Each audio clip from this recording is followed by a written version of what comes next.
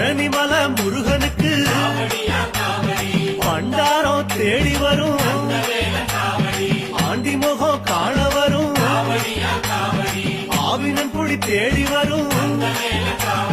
கால்நடையா வந்த காவடி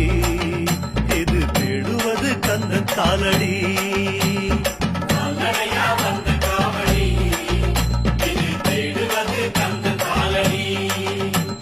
பழுத்த பழம் தேடுதப்பா பாலதண்ட பாணி கேட்ட